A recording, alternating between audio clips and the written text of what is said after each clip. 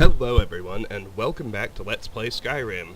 We are just gonna continue our explorations of Whiterun, beginning this video with the Bannered Mare. Now, first things first, the Bannered Mare technically has 4 residents.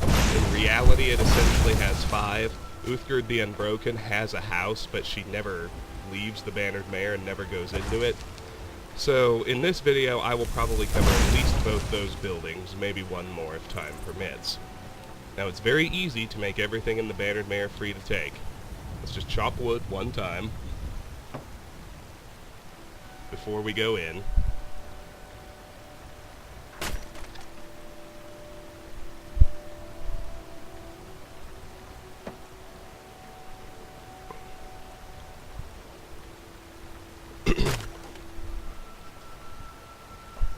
I have some particularly nerdy Skyrim excitement going on today because my wife and I picked up a bottle of mead last night. It's in the fridge chilling today, but chilling literally.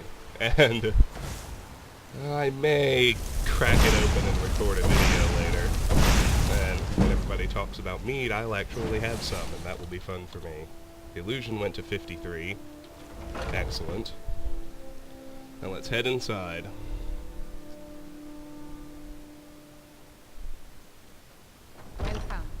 Let me know if you want anything.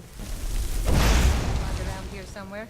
First things first, let's talk to Hulda and just give her the firewood. If it's work you need, how about chopping up some wood for the fires? Sure, I have firewood honest to gold sell. For honest work. Need anything else? Just let me know. That, of course, is a favor quest. Chop wood for Hulda.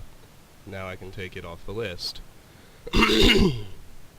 Let me point out who the 4 residents are. Mikhail the Bard, Sinmir, Hulda the Barkeep, and she's somewhere around here. Sadia, the Red Guard you see sweeping back there. Uthgerd in the corner is the one who has her own house, but never leaves, so we'll deal with her last. And this guy, Sam Gwaven, he's the trigger for a Daedric quest, A Night to Remember. You shouldn't start that quest until you've been to Markarth. Reason being, well, you participate... I can tell you this, it's not much of a spoiler. You participate in the drinking contest and you black out and wake up in Markarth. And if you've never been there before, there's a scripted event that occurs the first time you enter the city. And if you arrive in the city by way of this quest, it screws up that event, the start of the Forsworn Conspiracy. So it's unwise to do this quest until you've been to Markarth, which means we will ignore him for quite some time. Anyway, let's get started. Might as well start here with Hulda. First things first, pick her pockets. We got a Garnet, pickpocket to 82, and a level up. Well, how do you like that? I'm going to put the point in health, and hoard the perk.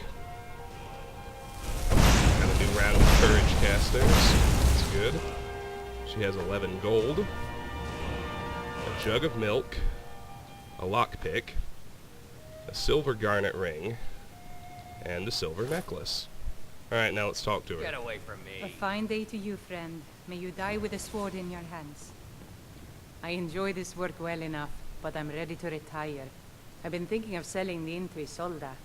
Anyway, what do you need? What can I get you? Hungry, tired, or just plain thirsty? Need something? Alright, that's it. Heard any rumors lately? I assume you saw the Gildergreen? Big tree, all burnt up, in the middle of the Wind District? It's part of the Temple of Kinnareth.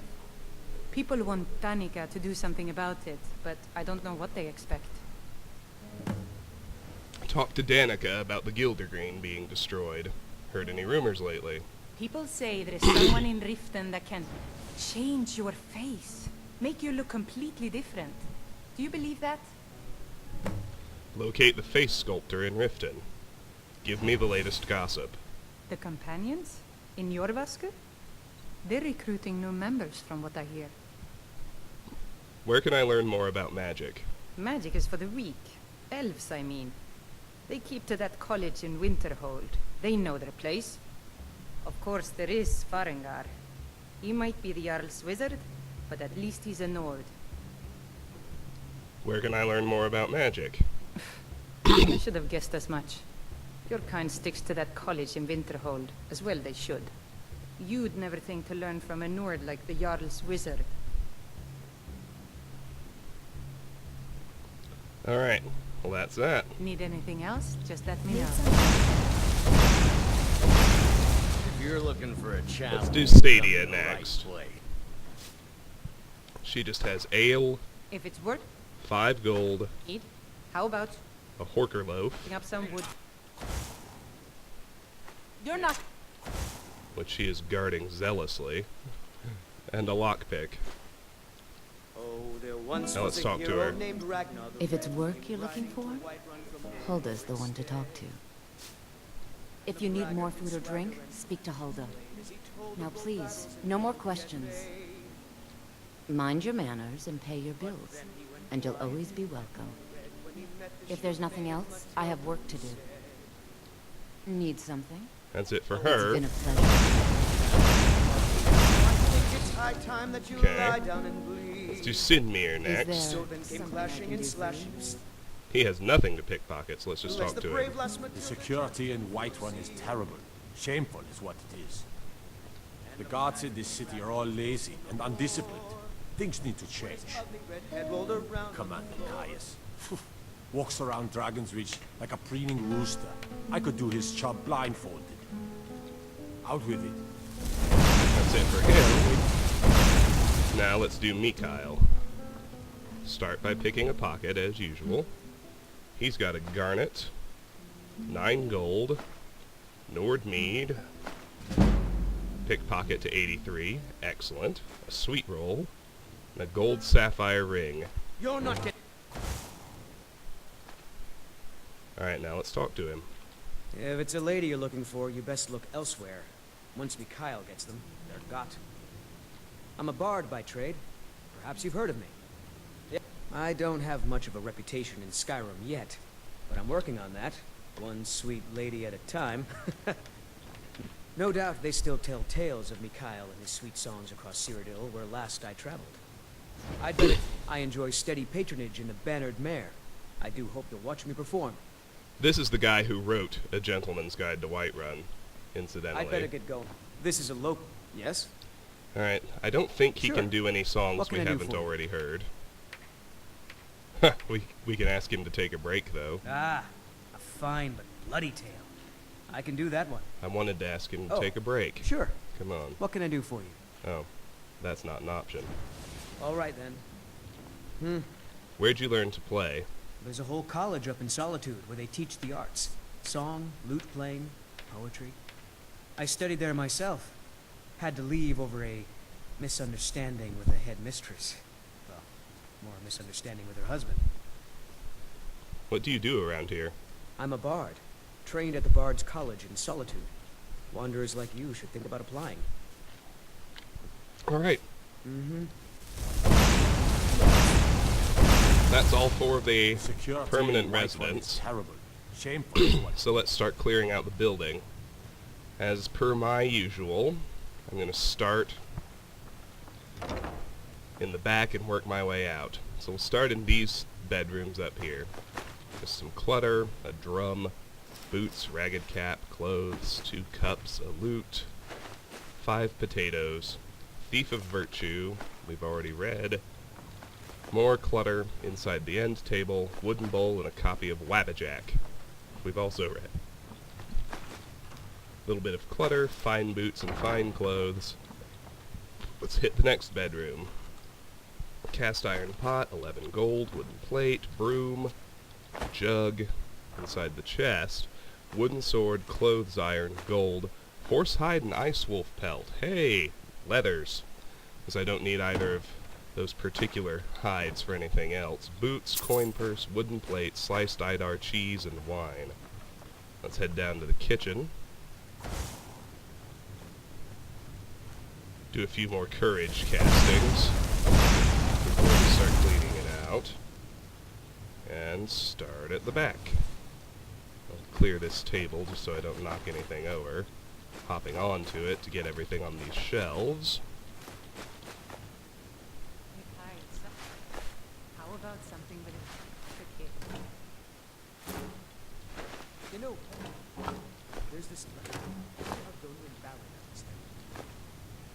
down this road before me, Kyle. Save the satin set. If it's work you're looking for, Hulda's the one to talk to. Illusion to 54. Terrific. What about the sweet maiden fair from... If you need more food or drink, speak to Hulda. 7 siftings for Sigurd will do nicely. Especially... Okay, we've got the lockbox. I have 2 picks to break, and then we'll open it up and see what we find.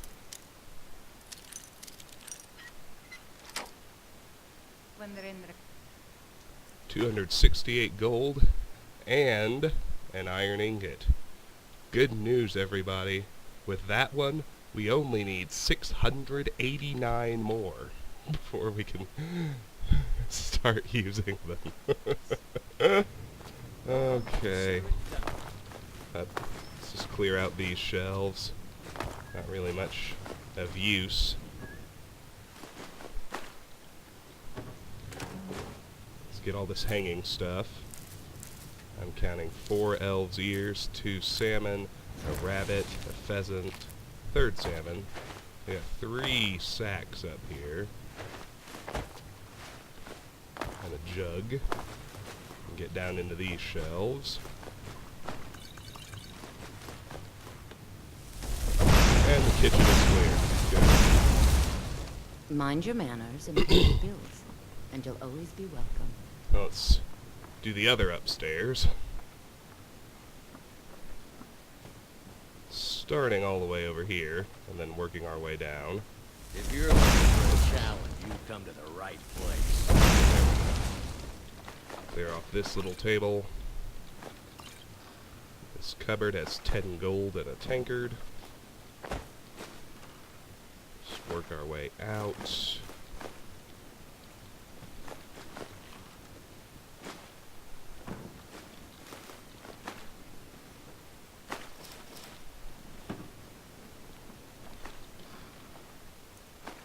Ah, here's a new book, and this one is actually going to give us a little quest. The Legend of Red Eagle.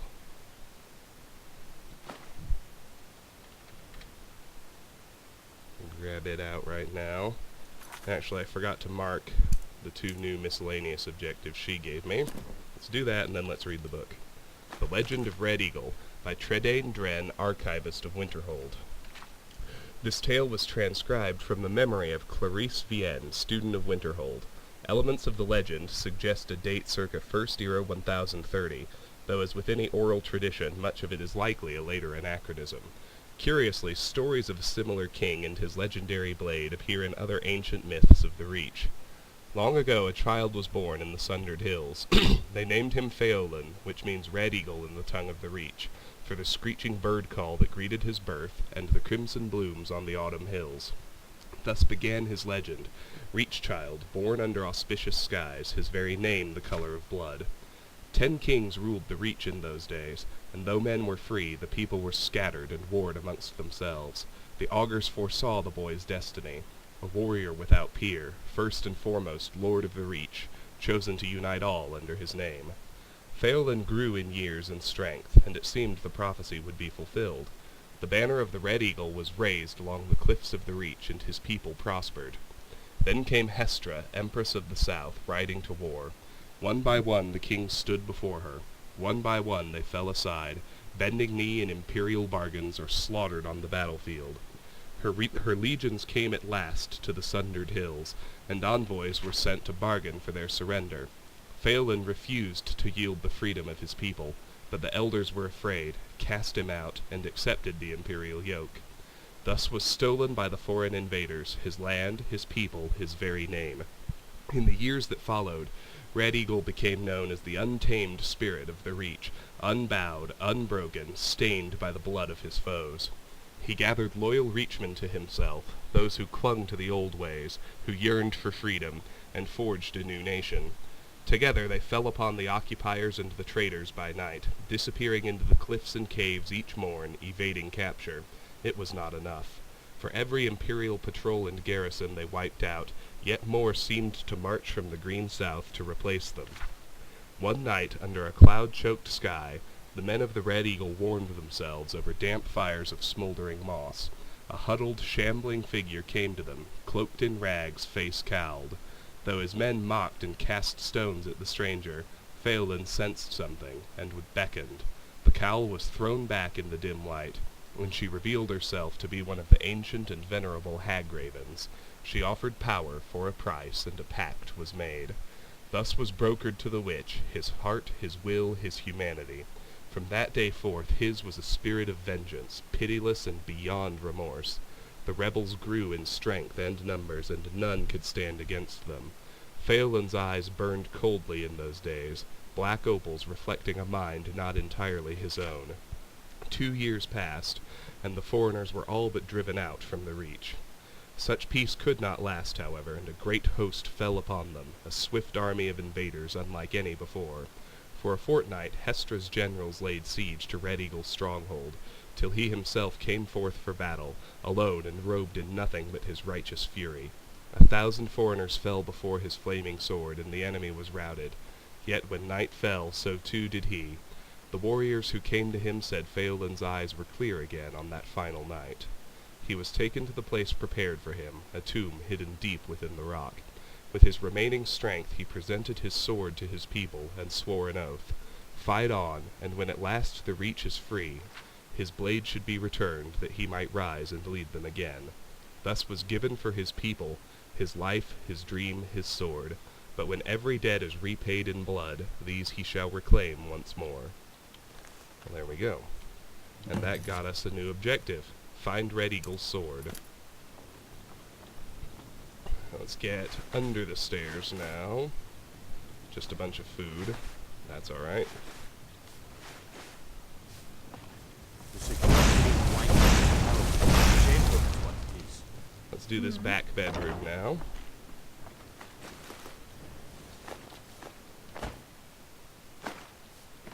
Gotta keep an eye on my carry weight here. Might need to offload before I finish clearing the building. And now we can start the main room. If it's a lady you're looking for, you best look elsewhere. Once Mikhail gets them, they're got. There's a letter from Maven on the tables in here. Christoph, upon reading your last letter, I was deeply touched. You're right, I was angry, but now I realize my anger was misplaced. It's time to leave our disagreements in the past and rekindle our friendship. I'll be sending someone to fetch you and bring you to Riften. I wish to avoid a scene, so he'll be calling at night. Make sure you pack all your belongings securely, as the journey could be rather treacherous. Maven Blackbriar. I don't think Christoph's alive anymore. Old, fine boots and clothes, a jug. The guards in this city are all lazy and undisciplined. Things need to change.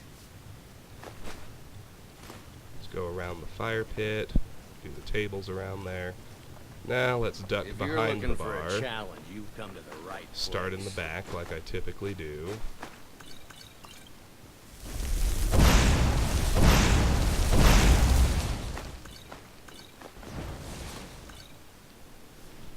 Inside the cupboard, charcoal, clothes iron, kettle, black robes, and I'm just about out of carry weight.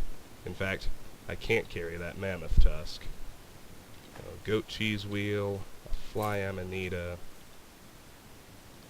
Idar cheese wheel, and I've hit 300. Let's see what I can manage to Get away offload from to me. Hulda, If because it's she'll worth buy it, food. take a look.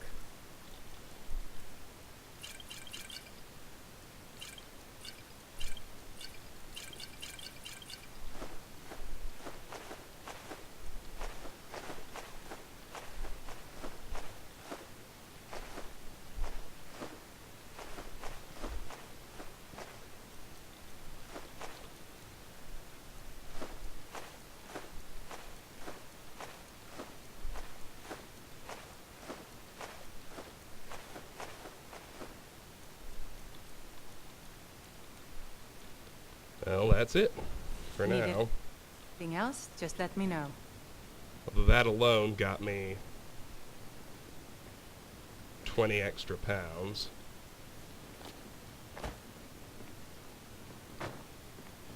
If it's work you're looking for, Hulda's the one to talk to. Looks like Sadie is trying to look after that mammoth tusk. Watch what you're doing. You'll notice we still actually have to steal it. If you're looking for a challenge, you've come to the right place. Let's I'm a move it bard back by into the trade. bedroom. Perhaps you've heard of me. That should work. Got it.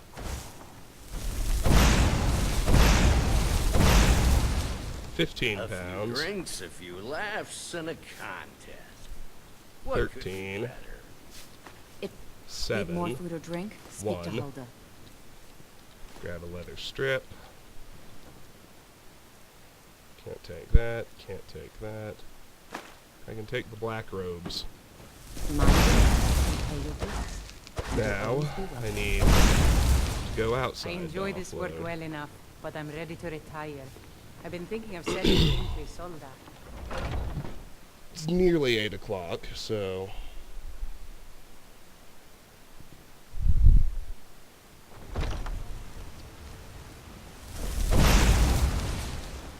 Sell what food I can to a Noriath. Finest cuts, fresh from the wilds. Oh, a new dialogue. Did you kill all this game yourself? Oh, yes. Hunting is my great passion. That's why my brother and I opened a shop to sell hunting supplies. It's the Drunken Huntsman down by the main gate. He tends the store, and I've got this stall. What have you got Take for a look. sale? He also just buys food, which is fine.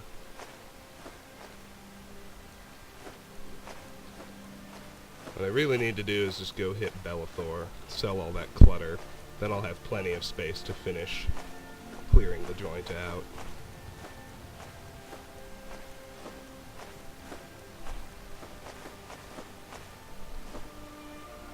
Good hunting. My favorite drink. Let's get some meat. You trying to... I can see you playing. Yeah, I'll do that right now. Let me know if you see anything you like. I work Yeah, for Oh, a bit of this and a bit of that. Be right back, just a little. Alright, let's sell shit to Bellathor. Wooden sword, cool. And a bunch of stuff only he would buy anyway. We could sell the Potion of Minor Stamina to Arcadia, but that's a spot of overkill we don't need to engage in.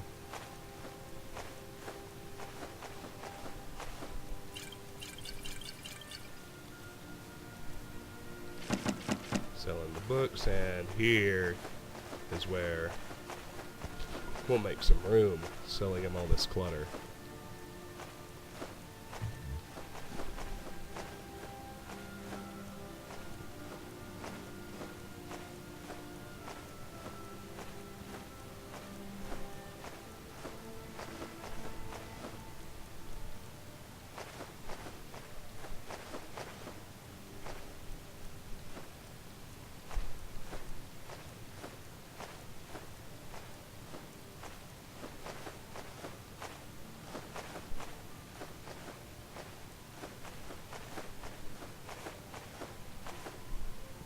Okay. Do come back. See, we're down to 122. Might as well not be carrying anything.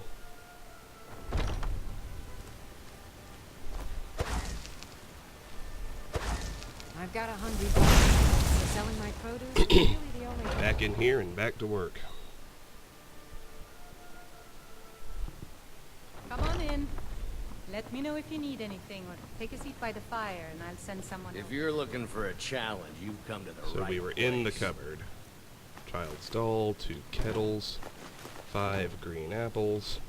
Inside the chest, 17 gold, ice wolf pelt, boy's gray tunic, and a bear pelt. Wonderful. With that, I only need 9 more bear pelts.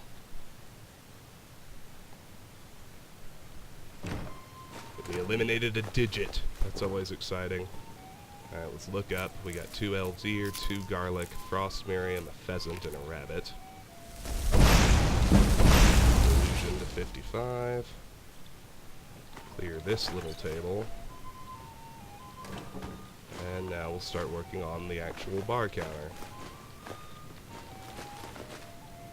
Fall from Glory, we've read already.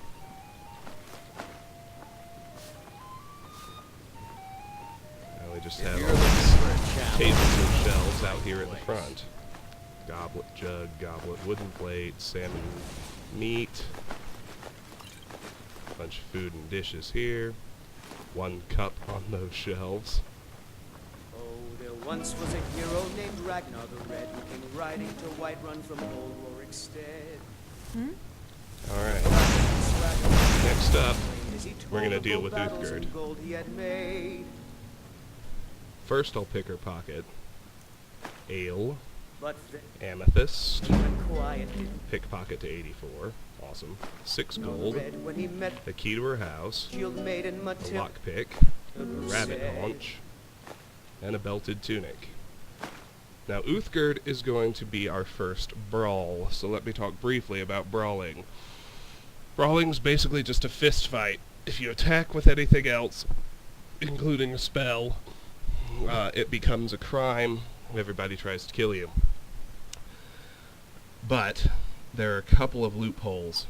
If you have a shield, bashing with the shield doesn't break the brawl. They'll just keep punching like they're oblivious.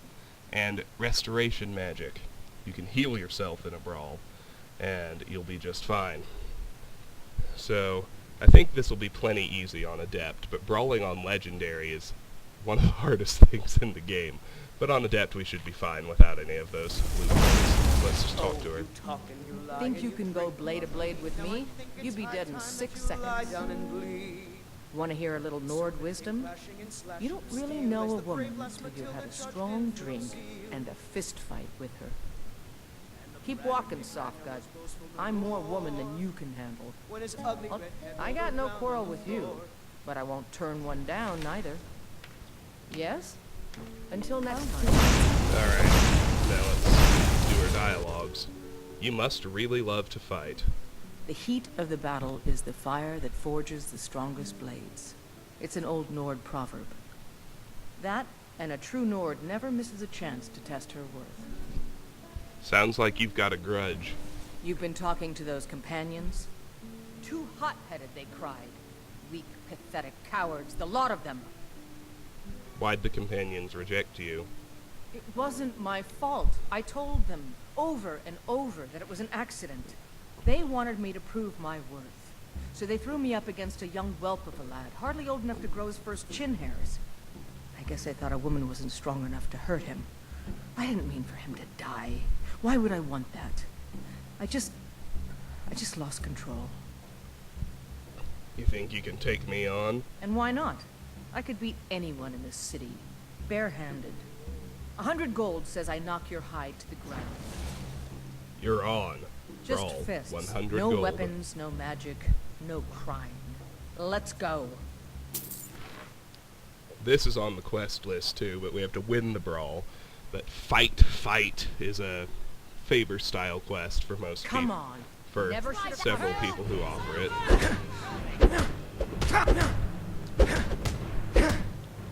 Oh yeah, this is gonna be much easier. This is a local favorite. First song.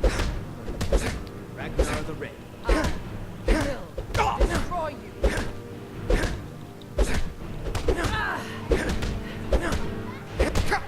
I'm getting out of here. Oh yeah, we're gonna be fine. And she's actually one of the toughest brawls in the game because of her steel blade armor. I think some of the orc chiefs might be a little tougher than her. Some of them wear full orcish armor, but if this is going this well, we should be fine. Beat her down.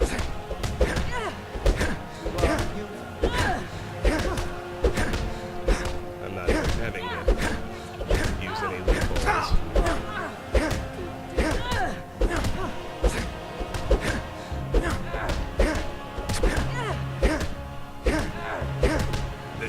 Come on. Let's see you put up a fight.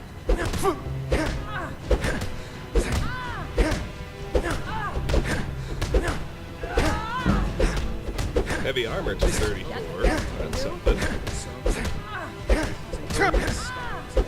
This is a local favorite. Damn you.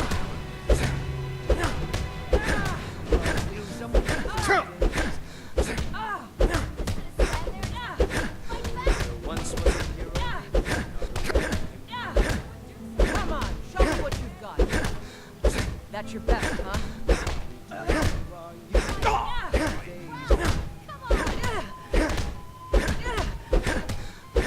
Down she goes. I'm gonna heal myself. Now that's what I call a punch. You got me. I think I've earned that 100 gold. You're no liar. Best fight I've had in years. There you are. If you ever need another blade at your side, just ask. Wouldn't mind seeing how you handle a few trolls. There we go. So that completes the fight quest for Uthgerd the Unbroken. It opens her up as a follower, and she's a pretty good one for the early game. And it makes everything in her house free to take. That's what I'm going to go work on right now.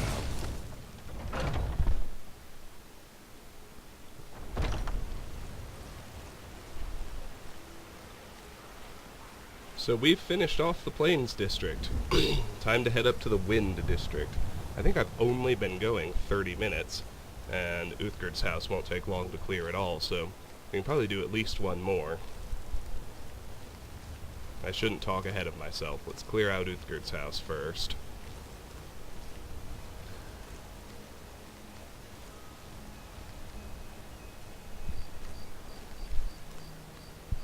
It's the first one up here on the right. I was gonna say, there's gotta be somebody around I can cast Courage on before I go inside. Alright, to the Wind District we go. And as usual, start at the back and work my way out. You can use this house if you want to. Doesn't have facilities or anything, but she never comes in, so it's nice in that way. But we'll get an official house soon enough. Nothing useful. Just vendor trash, as they say. Couple of iron daggers in the display case. Inside this chest, 4 gold. Wooden plate and fine clothes in the wardrobe. Let's go back here. Looks like a study of some kind. We've read Real Baron Zaya, we've read Hope of the Whiterun. Here's something new. These books are just strange. I think they were quest related in the Knights of the Nine expansion for Oblivion. They kinda sound like gibberish, but we'll read them anyway. The Song of Pelennor, V6. But they're short. Really short, so there's that. The Song of Pelennor, Volume 6, On His Madness. Editor's note, Volumes 1 through 6 are taken from the so-called Riemann manuscript located in the Imperial Library. It is a transcription of older fragments collected by an unknown scholar of the early Second Era. Beyond this, little is known of the original sources of these fragments, some of which appear to be from the same period, perhaps even from the same manuscript. But, as no scholarly consensus yet exists on dating these 6 fragments, no opinions will be offered here. And it is said that he emerged into the world like a padomaic, that is, born by Sithis and all the forces of change therein. Still others, like Fift of New Teed, say that beneath the Pelennor's star armor was a chest that gaped open to show no heart, only a red rage shaped diamond fashion, singing like a mindless dragon, and that this was proof that he was a myth echo, and that where he trod were shapes of the first urging. Pelennor cared for none of this, and killed any who would speak god logic, except for fair Perith, who he said enacts rather than talks, as language without exertion is dead witness. When those soldiers who heard him say this stared blankly, he laughed and swung his sword, running into the rain of kine to slaughter their Ayleid captives, screaming, "O Akka, for our shared madness I do this. I watch you watching me watching back. Umaril dares call us out, for that is how we made him." And it was during these fits of anger and nonsense that Pelennor would fall into the madness, where whole swaths of lands were devoured in divine rampage to become void, and Alesia would have to pray to the gods for their succor, and they would reach down as one mind and soothe the White Strake, until he no longer had the will to kill the earth in whole. And Garrod of the Men of Gay once saw such a madness from afar, and maneuvered, after it had abated, to drink together with Pelennor, and he asked what such an affliction felt like, to which Pelennor could only answer, like when the dream no longer needs its dreamer. There you go. Got a bookshelf here. We've got Ingle and the Sea Ghosts, which we've read. Frontier Conquest. That's a new book. Frontier, Conquest, and Accommodation, A Social History of Cyrodiil. University of Gwylym Press, 3rd era, 344. Historians often portray the human settlement of Tamriel as a straightforward process of military expansion of the Nords in Skyrim. In fact, human settlers occupied nearly every corner of Tamriel before Skyrim was even founded. These so-called Nedic peoples include the Proto-Cyrodiilians, the ancestors of the Bretons, the aboriginals of Hammerfell, and perhaps a now-vanished human population of Morrowind. Strictly speaking, the Nords are simply another of these Nedic peoples, the only one that failed to find a method of peaceful accommodation with the elves who already occupied Tamriel. Ysgramor was certainly not the first human settler in Tamriel. In fact, in fleeing civil war in Atmora, as the Song of Return states,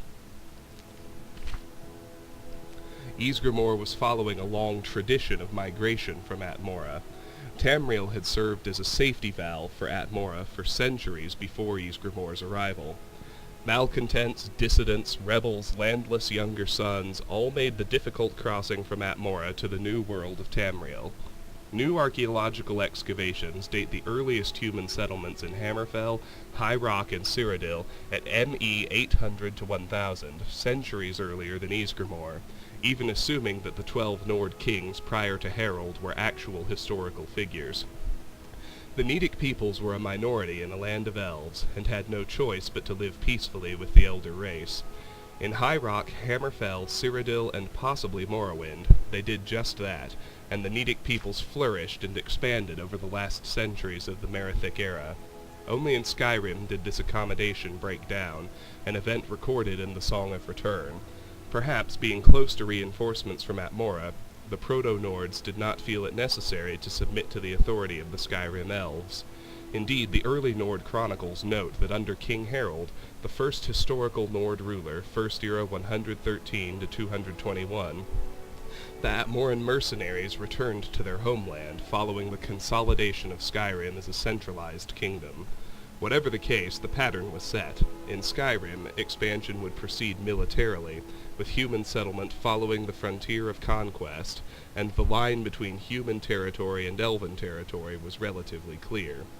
But beyond this zone of conflict, the other Nedic peoples continued to merge with their elven neighbors.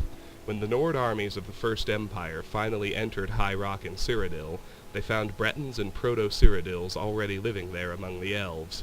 Indeed, the Nords found it difficult to distinguish between Elf and Breton. The two races had already intermingled to such a degree. The arrival of the Nord armies upset the balance of power between the Nedic peoples and the Elves. Although the Nords' expansion into High Rock and Cyrodiil was relatively brief, less than 2 centuries, the result was decisive. From then on, power in those regions shifted from the Elves to the humans. Alright, we've read the Firmament. The Yellow Book of Riddles. That's new. For earnest pleasure and the strengthening of the mind, the author here collects all that he has learned of the art of riddling by dint of diligent study and through years of discourse with others of similar inclination. The posing and puzzling of riddles is a convention of polite aristocratic Western society. Nobles and social aspirants collect books of riddles and study them, hoping thereby to increase the chances of their appearing sly and witty in conversation. A metal neither black nor red, as heavy as man's golden greed, what you do to stay ahead with friend or arrow or steed. Then the answer is printed backwards. The answer, lead/lead. A man says, if you lie to me, I will slay you with my sword. If you tell me the truth, I will slay you with a spell. What must you say to stay alive? The answer, you will slay me with a sword. A Bosmer was slain. The Altmer claims the Dunmer is guilty. The Dunmer says the Khajiit did it. The Orc swears he didn't kill the Bosmer. The Khajiit says the Dunmer is lying. If only one of these speaks the truth, who killed the Bosmer?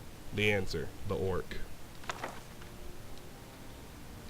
Alright, we've read Mysterious Akavir, we've read Real Baron Zaya, we've read all of Brief History of the Empire, we've read Biography of Baron Zaya. And Red Thief of Virtue. Here's a new one. Report. Disaster at Ionith. Report of the Imperial Commission on the Disaster at Ionith by Lord Potreed, Chairman. Part 1. Preparations. The Emperor's plans for the invasion of Akavir were laid in the 270s, when he began the conquest of the small island kingdoms that lie between Tamriel and Akavir. With the fall of Black Harbor and Asroniad in 282, Uriel V was already looking ahead to the ultimate prize. He immediately ordered extensive renovations to the port, which would serve as the marshalling point for the invasion force and as the main supply source throughout the campaign. At this time he also began the construction of the many large ocean-going transports that would be needed for the final crossing to Akavir, in which the navy was previously deficient. Thus it can be seen that the Emperor's preparations for the invasion were laid well in advance, before even the conquest of Asroniat was complete, and was not a sudden whim as some have charged. When Prince Bashaman yielded Asroniat to imperial authority in 284, the Emperor's full attention could be devoted to planning for the Akaviri campaign. Naval expeditions were dispatched in 285 and 286 to scout the sea lanes and coastlands of Akavir, and various imperial intelligence agents, both magical and mundane, were employed to gather information. On the basis of all this information, the kingdom of the Saeski in the southwest of Akavir was selected as the initial target for the invasion. Meanwhile, the Emperor was gathering his expeditionary force. A new Far East fleet was created for the campaign, which for a time dwarfed the rest of the navy. It is said to be the most powerful fleet ever assembled in the history of Tamriel. The 5th, 7th, 10th, and 14th legions were selected for the initial landing, with the 9th and 17th to follow as reinforcements once the beachhead was secured. While this may seem to the layman a relatively small fraction of the army's total manpower, it must be remembered that this expeditionary force would have to be maintained at the end of a long and tenuous supply line. In addition, the Emperor and the army command believed that the invasion would not be strongly opposed, at least not at first. Perhaps most crucially, the navy had only enough heavy transport capacity to move 4 legions at a time. It should be noted here that the Commission does not find fault with the Emperor's preparations for the invasion. Based on the information available prior to the invasion, which, while obviously deficient in hindsight, great effort had been made to accumulate, the Commission believes that the Emperor did not act recklessly or imprudently. Some have argued that the expeditionary force was too small. The Commission believes that, on the contrary, even if shipping could have been found to transport and supply more legions, an impossibility without crippling the trade of the entire empire, this would have merely added to the scale of the disaster. It would not have averted it. Neither could the rest of the empire be denuded of legions. The memory of the Cameron usurper was still fresh, and the Emperor believed, and this commission agrees, that the security of the empire precluded a larger concentration of military force outside of Tamriel. If anything, the Commission believes that the expeditionary force was too large. Despite the creation of 2 new legions during his reign and the recreation of the 5th, the loss of the expeditionary force left the Empire in a dangerously weak position relative to the provinces, as the current situation makes all too clear. This suggests that the invasion of Akavir was beyond the Empire's current strength. Even if the Emperor could have fielded and maintained a larger force in Akavir, the Empire may have disintegrated behind him. Part 2. The Invasion of Akavir. The expeditionary force left Black Harbor on 23rd Rain's Hand 288, and with fair weather landed in Akavir after 6 weeks at sea. The landing site was a small Saeski port at the mouth of a large river, chosen for its proximity to Tamriel, as well as its location in a fertile river valley, giving easy access to the interior, as well as good foraging for the army. All went well at first. The Saeski had abandoned the town when the expeditionary force approached, so they took possession of it and renamed it Septimia, the first colony of the new imperial province of Akavir. While the engineers fortified the town and expanded the port facilities to serve the Far East fleet, the Emperor marched inland with 2 legions. The surrounding land was reported to be rich, well-watered fields, and meeting no resistance, the army took the next city upriver, also abandoned. This was refounded as Ionith, and the Emperor established his headquarters there. being much larger than Septimia and better located to dominate the surrounding countryside. The expeditionary force had yet to meet any real resistance, although the legions were constantly shadowed by mounted enemy patrols, which prevented any but large scouting parties from leaving the main body of the army. One thing the Emperor sorely lacked was cavalry, due to the limited space on the transport fleet, although for the time being the battle mages made up for this with magical reconnaissance. The Emperor now sent out envoys to try to contact the Saeski king or whoever ruled this land, but his messengers never returned. In retrospect, the Commission believes that valuable time was wasted in this effort while the army was stalled at Ionith, which could have been better spent in advancing quickly while the enemy was still apparently surprised by the invasion. However, the Emperor believed at the time that the Saeski could be overawed by the Empire's power, and he might win a province by negotiation with no need for serious fighting. Meanwhile, the 4 legions were busy building a road between Septimia and Ionith, setting up fortified guard posts along the river, and fortifying both cities' defenses, activities which would serve them well later. Due to their lack of cavalry, scouting was limited, and communication between the 2 cities constantly threatened by enemy raiders, with which the legions were still unable to come to grips. The original plan had been to bring the 2 reinforcing legions across as soon as the initial landing had secured a port, but the fateful decision was now taken to delay their arrival and instead begin using the fleet to transport colonists. The Emperor and the Council agreed that due to the complete abandonment of the conquered area by its native population, colonists were needed to work the fields so that the expeditionary force would not have to rely entirely on the fleet for supplies.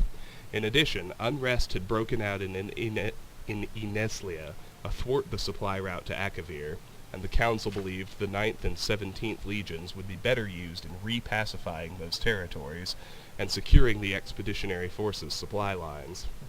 The civilian colonists and their supplies began arriving in Septimia in mid-Hearthfire, and they took over the preparation of the fields which had been started by the legionnaires for a spring crop. A number of cavalry mounts were also brought over at this time, and the raids on the 2 imperial colonies subsequently fell off. Saeski emissaries also finally arrived in Ionith, purportedly to begin peace negotiations, and the expeditionary force settled in for what was expected to be a quiet winter. At this time, the Council urged the Emperor to return to Tamriel with the fleet, to deal with many pressing matters of the Empire while the army was in winter quarters, but the Emperor decided that it would be best to remain in Akavir. This turned out to be fortunate, because a large portion of the fleet, including the Emperor's flagship, was destroyed by an early winter storm during the homeward voyage. The winter storm season of 288 to 289 was unusually prolonged and exceptionally severe, and prevented the fleet from returning to Akavir as planned with additional supplies. This was reported to the Emperor via battle mage, and it was agreed that the expeditionary force could survive on what supplies it had on hand until the spring. Part 3. The destruction of the expeditionary force. The winter weather in Akavir was also much more severe than expected. Due to the supply problems and the addition of thousands of civilians, the expeditionary force was on tight rations. To make matters worse, the Saeski raiders returned in force and harried any foraging and scouting parties outside the walls of the 2 cities. Several watch forts on the road between Septimia and Ionith were captured during blizzards, and the rest had to be abandoned as untenable.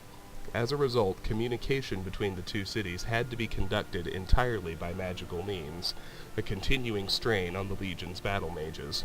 On 5th Sun's Dawn, a large entourage of Saeski arrived at Ionith, claiming to bring a peace offer from the Saeski king. That night, these treacherous envoys murdered the guards at one of the city gates, and led in a strong party of their comrades who were waiting outside the city walls.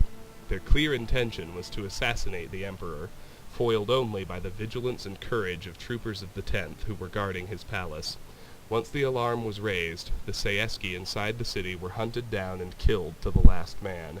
Needless to say, this was the end of negotiations between the Emperor and the Saeski. The arrival of spring only brought worse troubles. Instead of the expected spring rains, a hot, dry wind began to blow from the east, continuing with varying strength through the entire summer. The crops failed, and even the river, which in the previous year had been navigable by small boats far upstream of Ionith, was completely dried up by sun's height. It is unknown if this was due to a previously unknown weather pattern unique to Akavir, or if the Saeski manipulated the weather through magical means.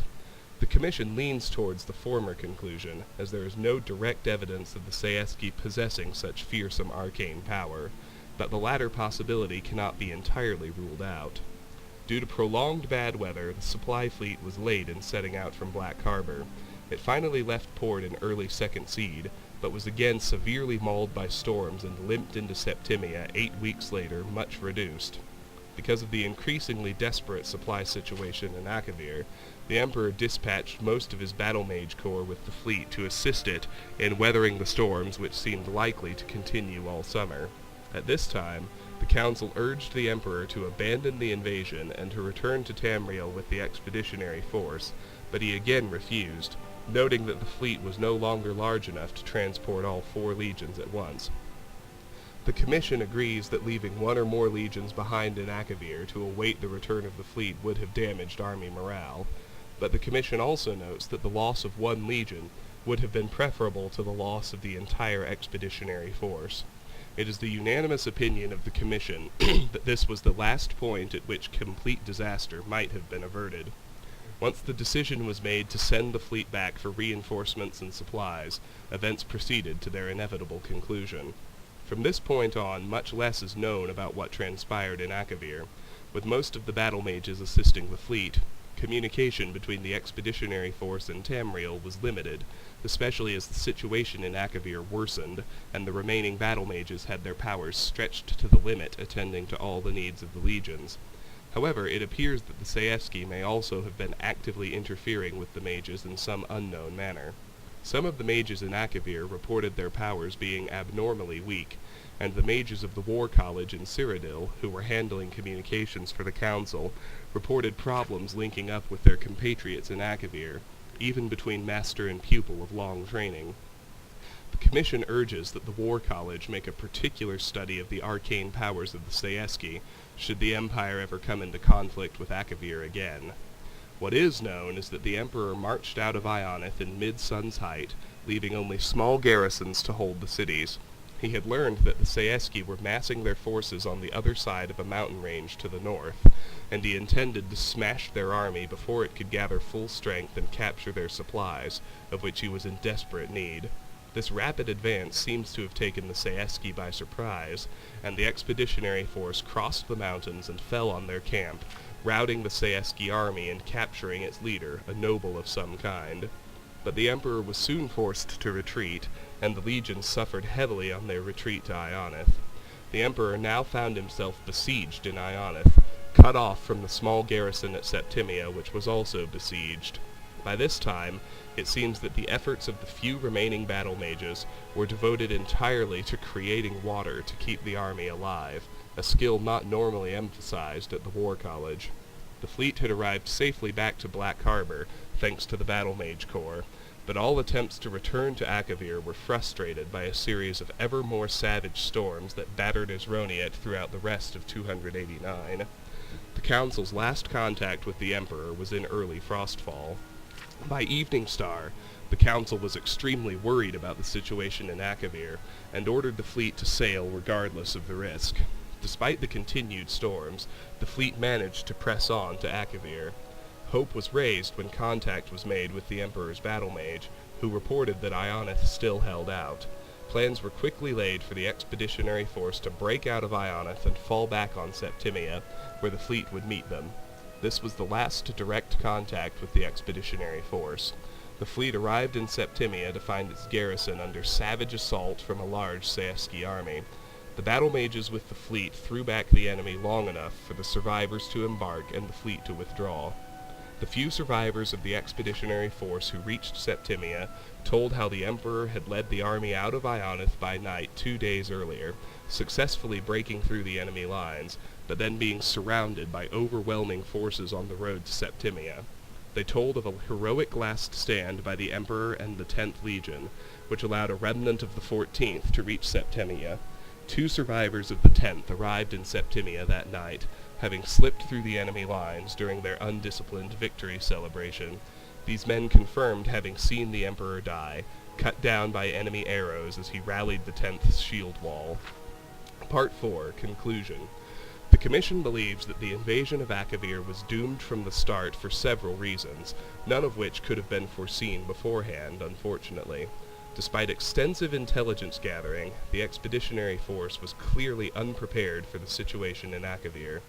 The unexpected weather which plagued the army and navy was particularly disastrous. Without the loss of a majority of the Far East fleet during the campaign, the expeditionary force could have been withdrawn in 289. The weather also forced the Emperor to assign most of his battle mage corps to the fleet, leaving him without their valuable assistance during the fighting which soon followed. And of course, the unexpected drought, which struck Ionith during 289, dashed the hopes of supplying the army locally, and left the expeditionary force in an untenable situation when besieged in Ionith.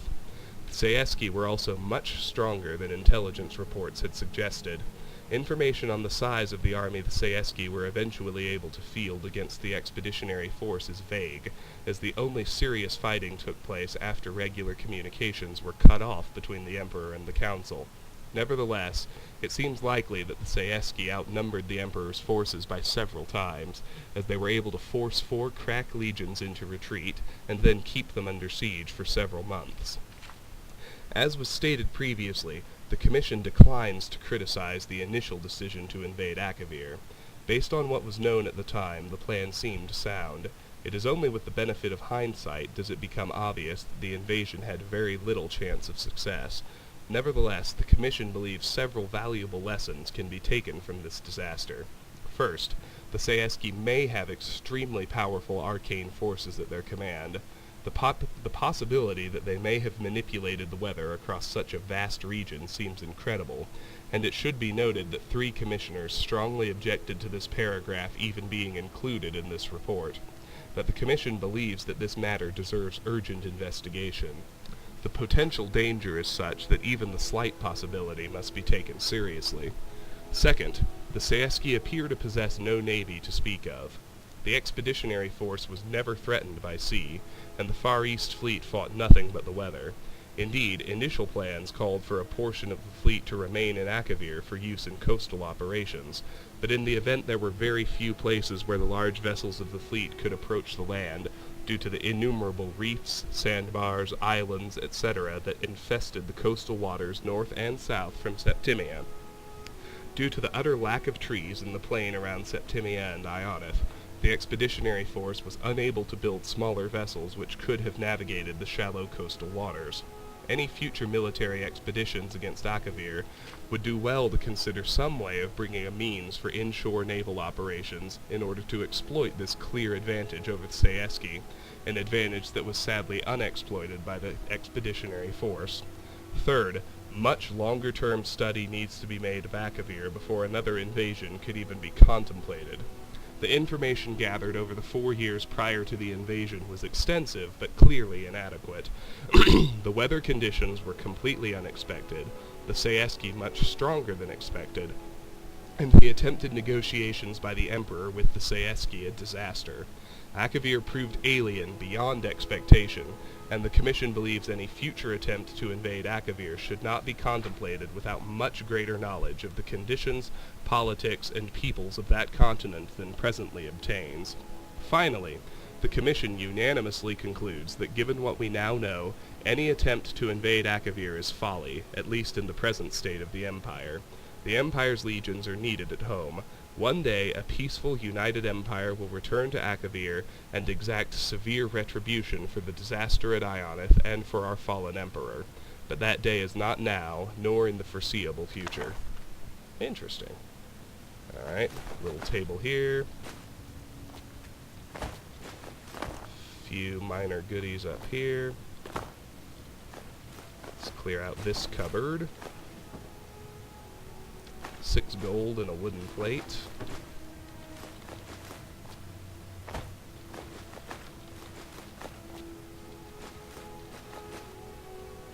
Let's do behind these stairs now. The chest is the most likely to have something exciting in it. so I'll grab it last. But I do note that barrel had 3 snowberries in it. I blew through it because barrels are almost always useless, but not always.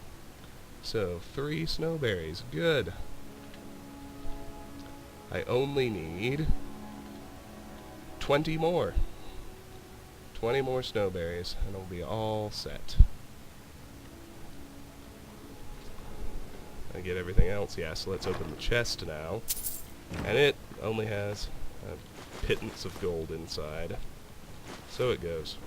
Well, it's not like there wasn't anything good in here.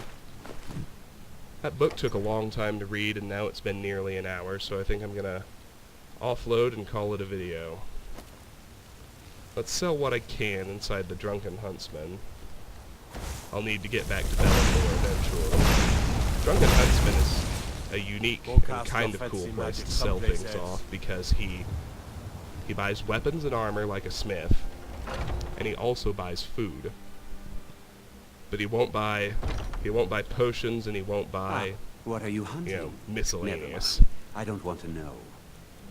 But he'll buy 2 iron daggers and an iron sword. He'll buy all the food, which is neat.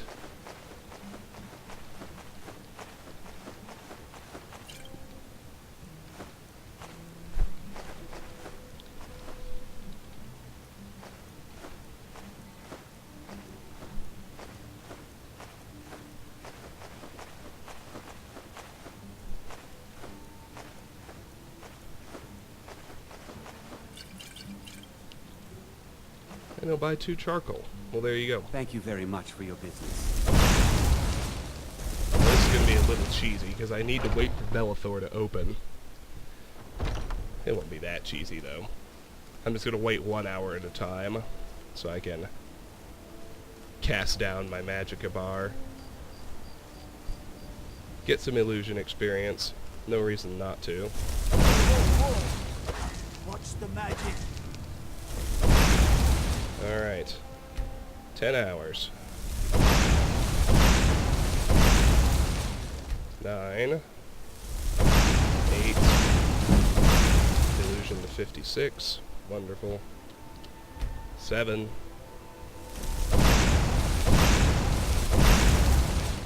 6. 5. Watch the magic. 4.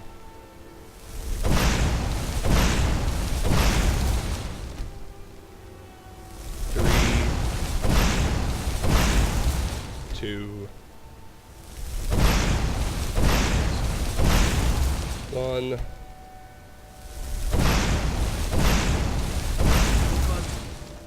Zero. Fancy magic someplace else. And look, Bellator's open. Just like I Got wanted. something for just about everybody in here. Give a holler if you have any questions. Oh, a bit of Alright. this and a bit of that. Sell everything else he'll take to him.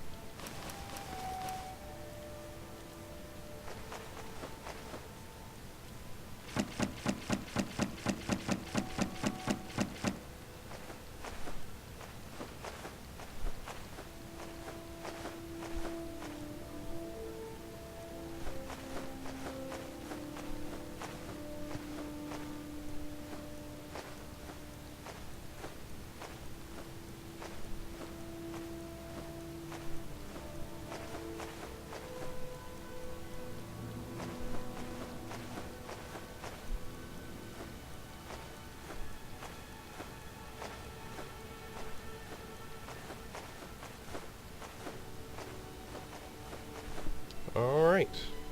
Do come back. Now to Anissa's cabin.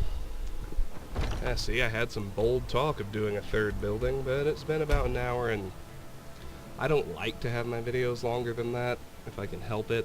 Like, you know, Bleak Falls Barrow was 2.5 hours, but that was all one dungeon that just happened to take that long to clear. And divisions are pretty arbitrary, like they are here. That's what's bothering me. Why isn't my horse with me? I just realized I bought a horse And he's supposed to follow me anywhere I fast travel. I'm going to reload the autosave in Whiterun. I'm going to bounce out to the stables first. I'm going to hop on my horse. That should get him to come with me.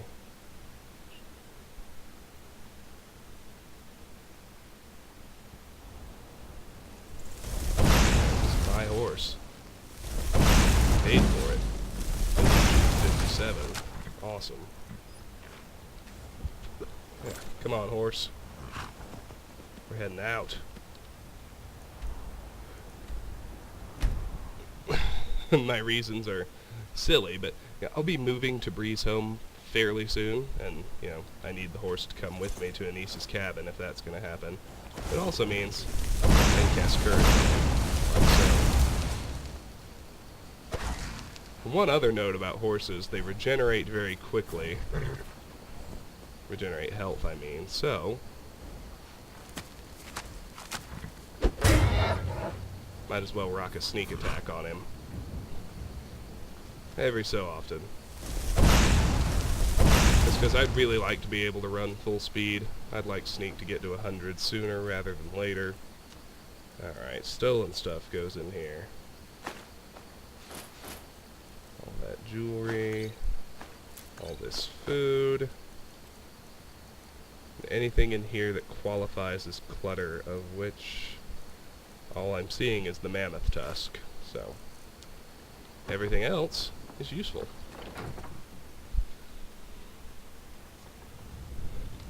I'm gonna throw any pelts I don't need will now, along with gems and ore, will now get tossed in the smithing sack.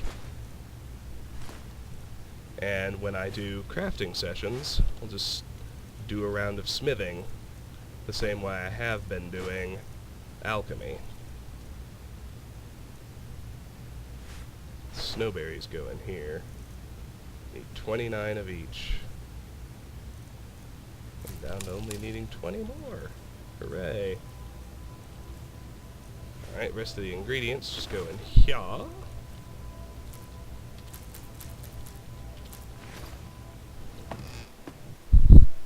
head back out, fast travel back to Whiterun yet again.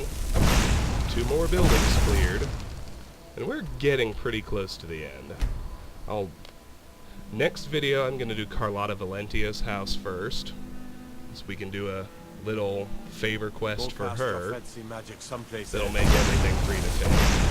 Then I'll do Amren's house, and I won't actually clear it because for him you can do a quest for him and everything becomes free to take, but it's a dungeon delving quest that requires you to leave town and clear a dungeon. So we'll just take the useful stuff and leave everything else until it's free to take.